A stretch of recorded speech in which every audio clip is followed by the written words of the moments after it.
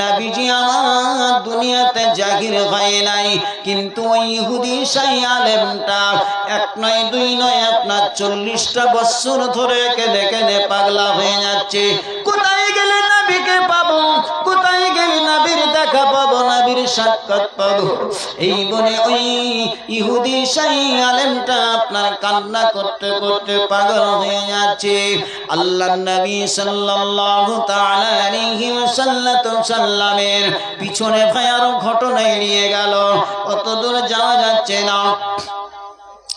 তাই ইহুদি শাহী আলেমটা আপনার আল্লাহর নবীর 40 বছর এখন বয়স আপনার পূর্ণ হয়ে গেছে।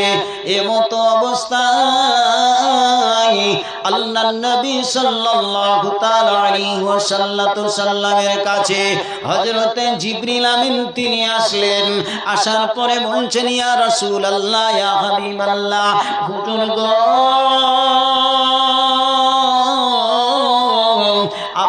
আপনার কাছে এসেছি, সালাম দিয়েছেন নবীকে, সালাম দিয়ে কথাবার্তা বলে বলছে, এ নবীজি আপনি পড়ুন ইকরা। নবীকে বলতে লাগলো, বলুন আপনি ইকরা।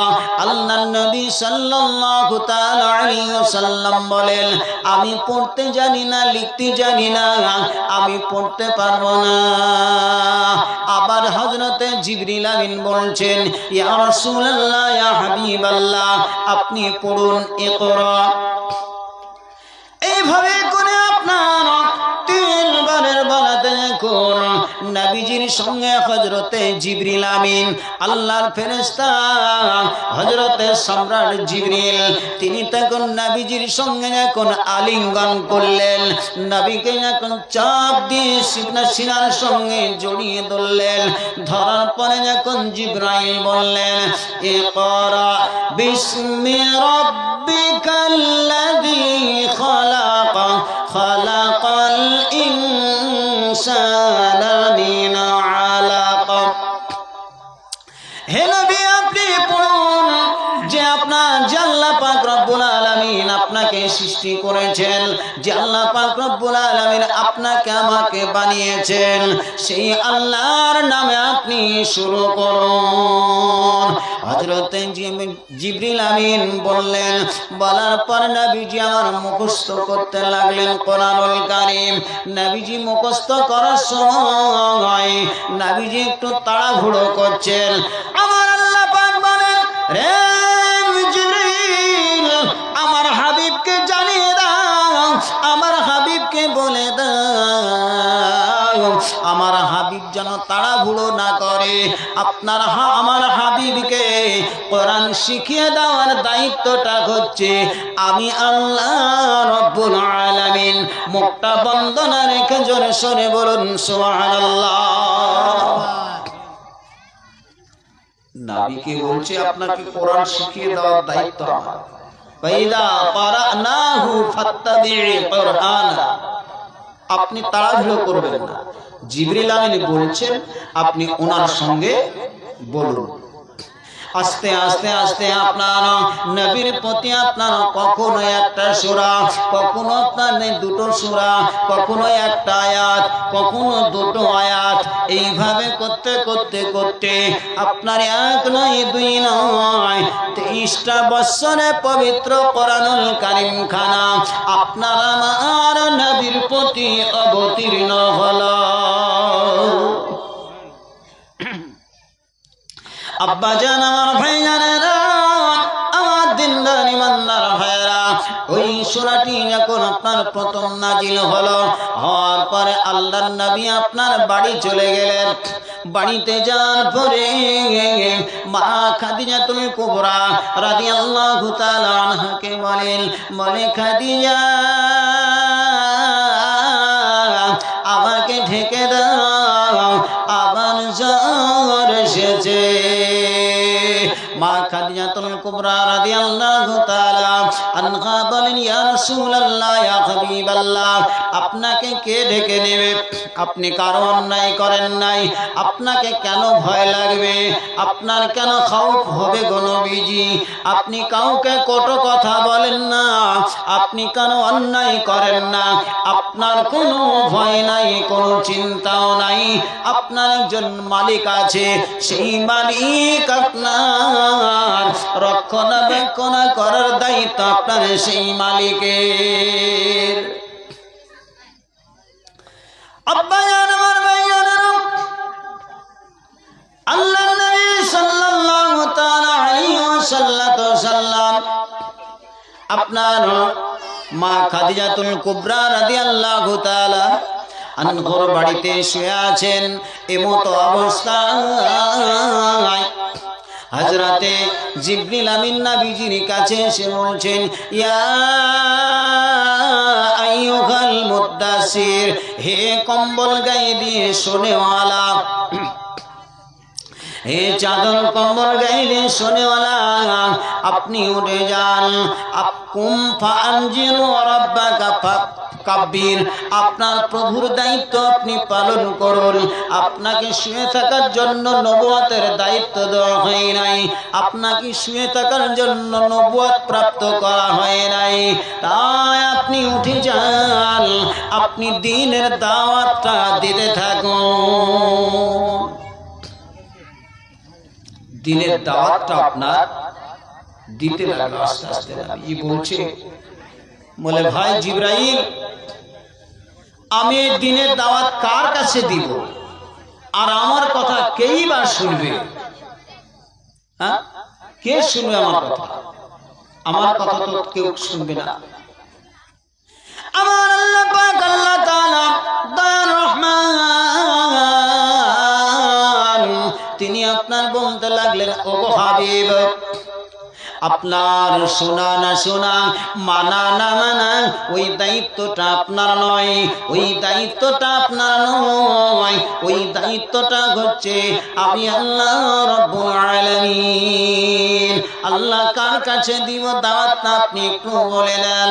আমার আল্লাহ বললেন, ওয়ানজির আশিরাতাকাল আকরাবিন, ওগো নবীজি, আপনার আত্মীয় স্বজনের কাছে আপনি আগতে এই দাওয়াতটা পৌঁছিয়ে দেন। আল্লাহর নবী সাল্লাল্লাহু তাআলা আলাইহি ওয়াসাল্লাম তিনি আপনার কি করলেন, আস্তে আস্তে আস্তে আপনার দ্বীনের দাওয়াতটা দিতে পাহাড়ের উপরে উঠে দ্বীনের দাওয়াতটা দিতে লাগলেন।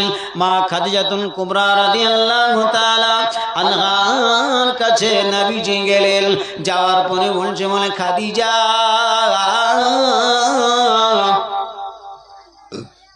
আমাকে আল্লাহ পাক আল্লাহ তাআলা নবুয়ত প্রাপ্ত করেছেন, নবুয়তের দায়িত্ব দিয়েছেন। খাদিজা, তুমি আমাকে মানবে কিনা, আমার প্রতি তুমি কলেমা পড়বে কিনা সেটা বলো। মা খাদিজাতুল কুবরা রাদিয়াল্লাহু তাআলা আনহা বললেন, আশহাদু আল্লা ইলাহা ইল্লাল্লাহু ওয়া আশহাদু আন্না মুহাম্মাদান আবদুহু ওয়া রাসূলুহু। আম্মা খাদিজাতুল কুবরা রাদিয়াল্লাহু তাআলা আনহা বললেন, ইয়া রাসূলুল্লাহ, ইয়া হাবিবাল্লাহ, আমি সাক্ষী দিচ্ছি আপনি আল্লাহ পাকের প্রেরিত রাসূল এবং আল্লাহর বান্দা। আমি আপনার প্রতি ঈমান এনে নিয়েছি, আমি আপনার প্রতি কলেমা পড়ে নিয়েছি। আমার মা খালারা, আমার মায়েরা, বেটিরা, আপনারা জেনে রাখুন, আল্লাহর নবীর কাছে সর্বপ্রথমে আপনার মা খাদিজাতুল কুবরা মহিলাদের মধ্যে আপনার কলেমা পড়েছিলেন। বলুন সুবহানাল্লাহ। মা খাদিজাতুল কুবরা, এটা কিন্তু বিরাট প্রশ্ন। আপনাদের যদি কেউ জিজ্ঞেস করে তা আপনারা বলবেন যে প্রথমে আল্লাহর নবীর কাছে মহিলাদের মধ্যে মা খাদিজাতুল কুবরা ঈমান এনেছিলেন। দ্বিতীয় নম্বরে আপনার মা খাদিজাতুল কুবরা রাদিয়াল্লাহু তাআলা থেকে হযরতে আবু বকর সিদ্দিক রাদিয়াল্লাহু তাআলা আনহুর কাছে আল্লাহর নবী চলে গেলেন, গিয়ে বলছেন আবু বকর, আল্লাহ পাক আমাকে নবুয়তের দায়িত্ব দিয়েছে, আমাকে নবুয়ত প্রাপ্ত করেছে। আবু বকর, তুমি কি আমার প্রতি ঈমান আনবে? ইয়া রাসূলুল্লাহ, ইয়া হাবিবাল্লাহ, আপনার কাছ থেকে আমি ছোট্ট অবস্থায়, আমি বাল্যকাল থেকে আপনার সঙ্গে চলাফেরা করি, আপনার সাথে কোনো বেয়াদবি কথাবার্তা হয় নাই, আপনার ত্রুটি বিচ্যুতি কোনোদিন পাই নাই, আপনার সঙ্গে কোনো দুঃখ হয় না, আপনার সাথে কোনো বিপদ হয় নাই। আমি আবু বকর, আমি সঙ্গে সঙ্গে আপনি বারহাক আল্লাহর নবী বলে মেনে নিলাম। এইভাবে করতে করতে ইসলামটা আপনার প্রচার হয়ে গেল। আস্তে আস্তে আস্তে আস্তে এরকম হযরত আলী, হযরত উমর, হযরত উসমান, এইভাবে করে আপনার এই কলেমার দাওয়াত তখন চালু হয়ে গেল। আস্তে আস্তে হতে হতে এদিকে যে কথাটা বলছিলাম, ঈসা আলাইহিস সালামের জামানার উম্মতের লোক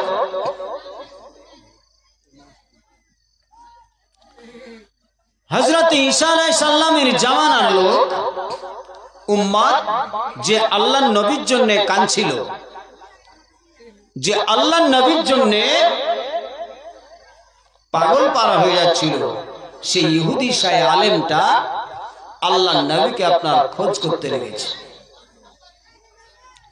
ইহুদি শাহ আলেমটা ঈসা আলাইহিস সালামের জামানার ইহুদি শাহ আলেমটা আপনার খোঁজ করতে লাগলেন। খোঁজ করতে করতে, বাড়িতে জিজ্ঞাসা করতে করতে, কোনো মানুষের বাড়ি যদি কেউ না চিনে, আপনার আমার মানুষ কি জিজ্ঞাসা করতে করতে পাওয়া যায়। তাই আপনার মা আল্লাহর নবী সাল্লাল্লাহু আলাইহি সাল্লাম তিনি মক্কা নগরে আপনার আছেন। ওই মক্কা নগরে ইহুদি শাহ আলেমটা আপনার খোঁজ করতে লাগলেন। খোঁজ করতে করতে আপনার কি করলেন, মা খাদিজাতুল কুবরা রাদিয়াল্লাহু তাআলা আনহার বাড়িতে ইহুদি শাহ আলেমটা আপনার আল্লাহর নবীর সঙ্গে দেখা হলো। দেখা হওয়ার পরে আল্লাহর নবীকে জিজ্ঞাসা করছে, বলে তোমার নাম কি? বলে আমার নাম হচ্ছে মুহাম্মদ। বলে তোমার আব্বার নাম কি? বলে আমার আব্বার নাম হচ্ছে আব্দুল্লাহ। মায়ের নাম আমিনা। বংশের পরিচয়টা কি? বলে আমার বংশের পরিচয় হচ্ছে কুরাইশ। কুরাইশ বংশে আমি জন্মগ্রহণ করেছি।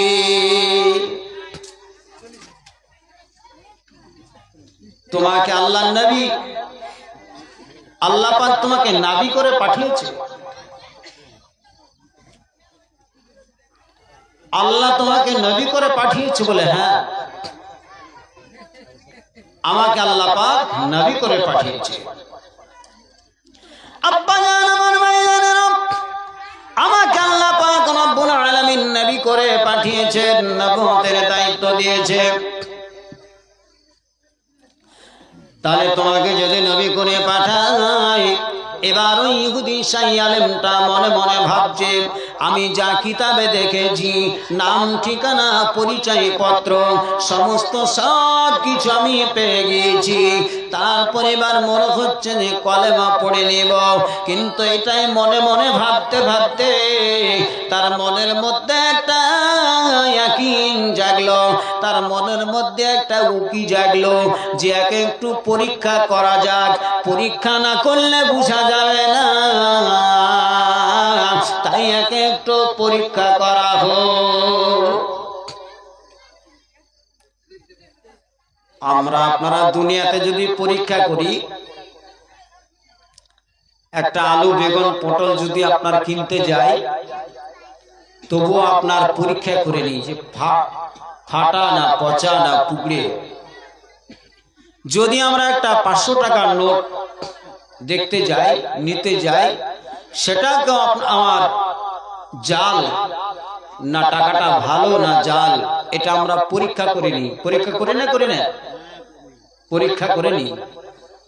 সোনার দোকানে স্বর্ণকারের কাছে যদি যাই, তবু আমরা পরীক্ষা করি যে এরা হলমার্কেট না কেডিএম না 24 ক্যারেট না কি না 22 ক্যারেট, এটা আমরা পরীক্ষা করি না ভাই?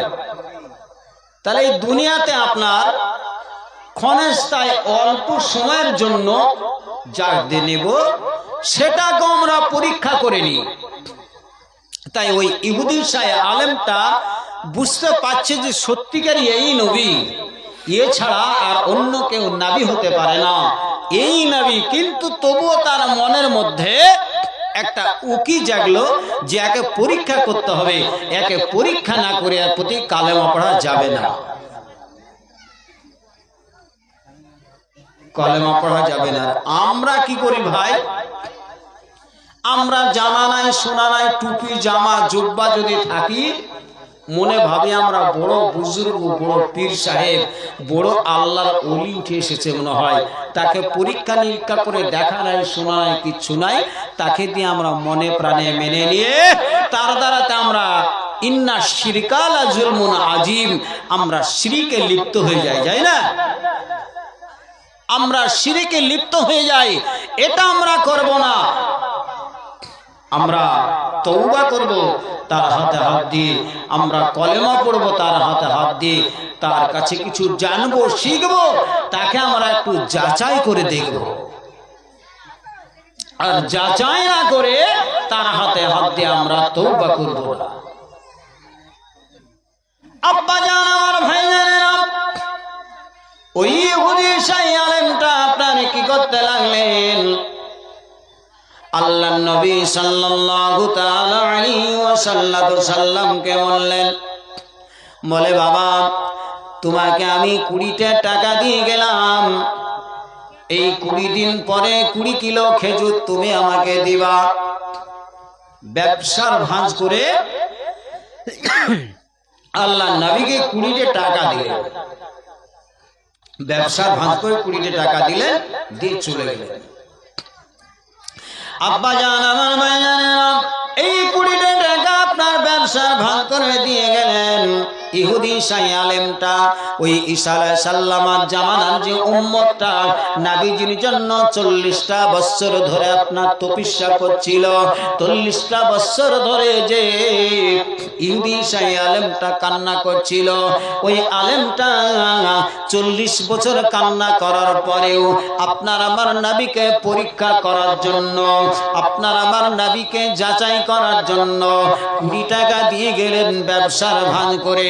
বলে, নবী গো, তোমাকে 20টা টাকা দিয়ে গেলাম, 20 দিন পরে আসবো, এই 20 টাকার বদলে তুমি আমাকে 20 কিলো খেজুর দিবে। 20 কিলো খেজুর দিবে। ও দুরাদান হচ্ছে, হ্যাঁ।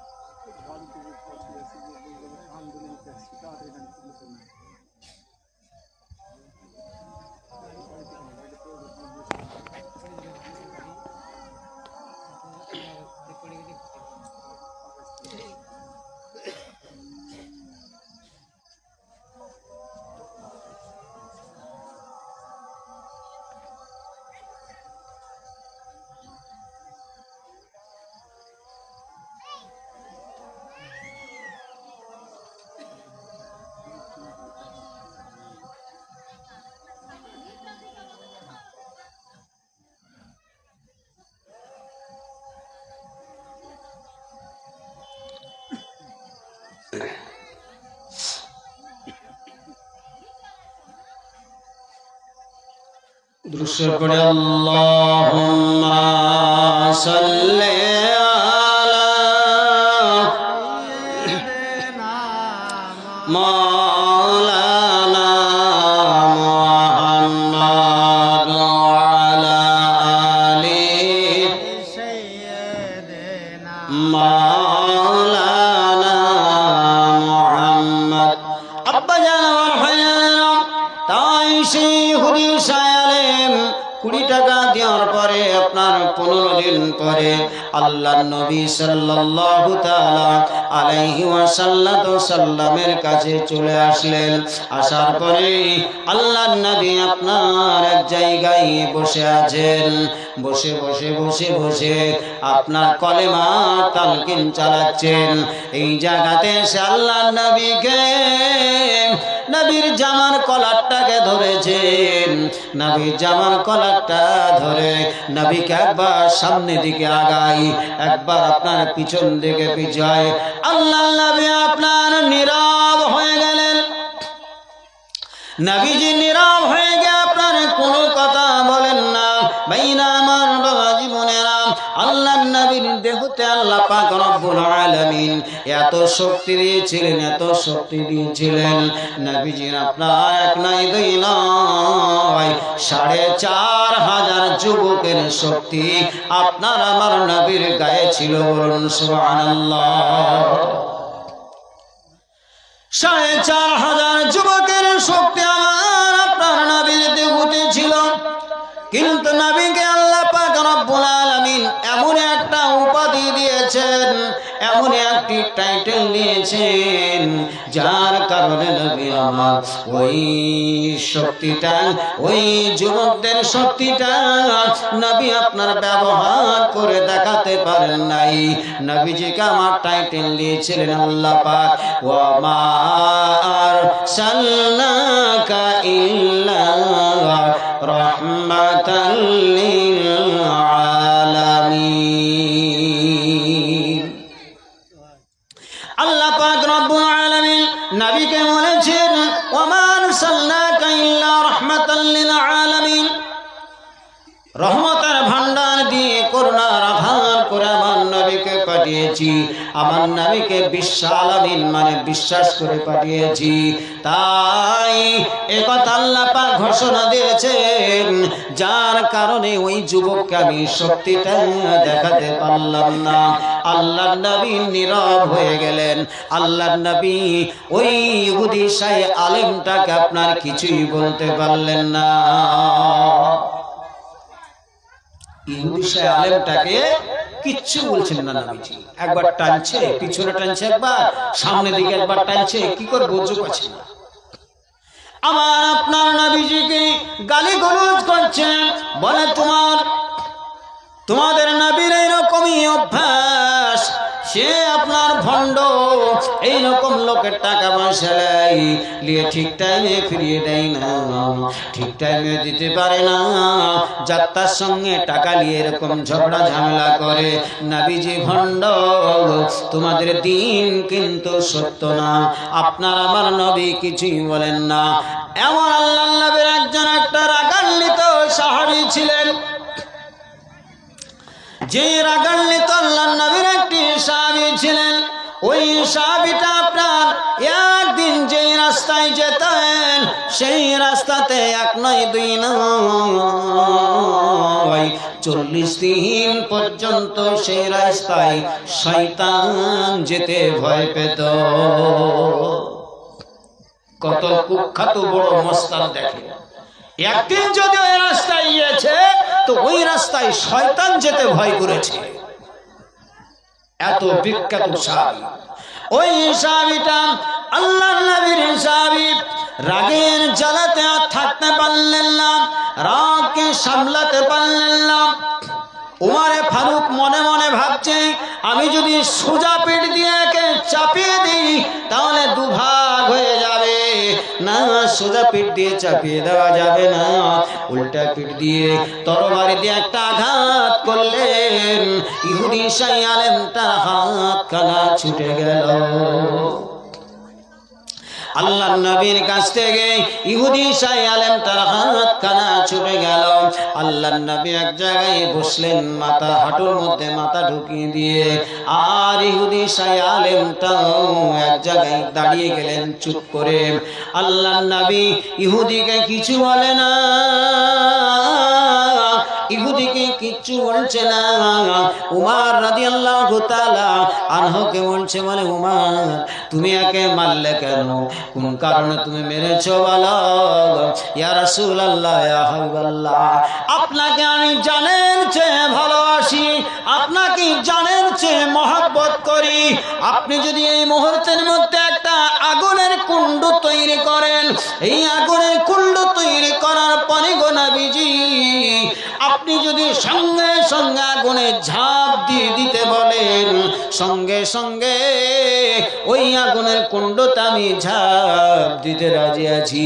কিন্তু নবী গো, আপনাকে বেয়াদবি করবে, আপনাকে অন্যায় অত্যাচার বিচার করবে, আপনাকে গালিগালাজ করবে, এটা নবী আমার মনে প্রাণে মেনে নিতে পারে না, এটা আমি সহ্য করতে পারি না।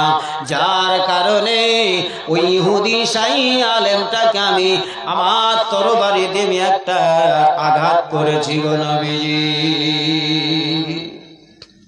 এই ইহুদি শাহী আলেমটা আপনার চোখ দিয়ে পানি গড়গড় করে পড়তে লাগলো, চোখের পানি আপনার গড়িয়ে গড়িয়ে পড়ছে। ইহুদি শাহী আলেমটা বলতে লাগলো, হায়রে সে দয়ার নবী,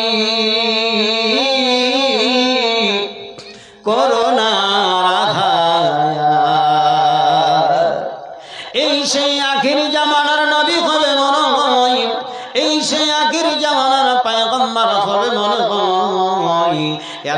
এত গালিগুলোজ করলাম, এত বকাঝকা করলাম, নবীকে এত টানা হাঁচড়া করলাম, তবুও সে আমাকে কিছু মানে না। তার সাহাবী হযরতে উমরে ফারুককে বকাঝকা করে, উমরে ফারুককে বকে, আমাকে কিছু বলে না। এই সেই আখিরি জামানার পয়গম্বর হযরতে উমর রাদিয়াল্লাহু তাআলা আনহু বলছেন, আল্লাহর নবী বলছে উমরকে, বলে উমর তুমি যখন ইহুদিকে মেরেছ, তুমি এক কাজ করো, ওকে 20 টাকার বদলে 20 কিলো খেজুর দিয়ে দাও। আর তুমি মেরেছ, তার বদলে তুমি আরো 5 কিলো খেজুর ওকে বেশি দিয়ে দাও, আরো 5 কিলো খেজুর বেশি দিয়ে দিয়ে তুমি তোমার ওই ইহুদি শাহী আলেমের কাছ থেকে তুমি মাপ চেয়ে নাও। আল্লাহর নবী ওই ইহুদি শাহী আলেমটার কাছে আসলেন। ইহুদি শাহী আলেমটার কাছে আসার পরে বলতে লাগলেন, ভাই ইহুদি, তোমাকে আমার সাহাবী মেরেছে, জবরদস্ত অন্যায় করেছে, তুমি আমাকে মেহেরবানি করে ক্ষমা করে দিও, তুমি আমাকে মাফ করে দিও। আল্লাহ পাক রব্বুল আলামিনের কাছে কাল কিয়ামতের দিন যেন তুমি পাকড়াও করো না, তুমি আমাকে এবং আমার সাহাবীকে তুমি আমাকে মেহেরবানি করে ক্ষমা করে দিও। এই বলে এখন ইহুদিও কান্দে, আল্লাহর নবীও কান্দে রে। ইহুদি শাহী আলেমটা বলেন, আমি আপনাকে যখন প্রথম দেখেছিলাম, আপনার নকশা চেহারা যখন দেখেছিলাম, আপনার ঠিকানা পত্র যখন পরিচয় নিলাম, সঙ্গে সঙ্গে আমি বুঝে নিয়েছি এই সেই আখিরি জামানার পয়গম্বর হবে, এই সেই আখিরি জামানার নবী হবে। কিন্তু তবু আমার মনের মধ্যে একটা উকি জাগলো যে সে আখিরি জামানার নবী কিনা, সেটা আমি একটু পরীক্ষা করব। পরীক্ষা না করে আমি কলেমা পড়বো না, সেটা আমি পরীক্ষা করার জন্য আপনাকে ব্যবসার ভাঁজ করে আমি 20টা টাকা দিয়ে গিয়েছিলাম। এই 20 টাকার বদলে আমি 20 কিলো খেজুর আপনার কাছে নেওয়ার জন্য দিইনি, আপনাকে পরীক্ষা করার জন্য। আপনাকে কত কথা বলেছি, কত গালি গলজ করেছি গো নবী।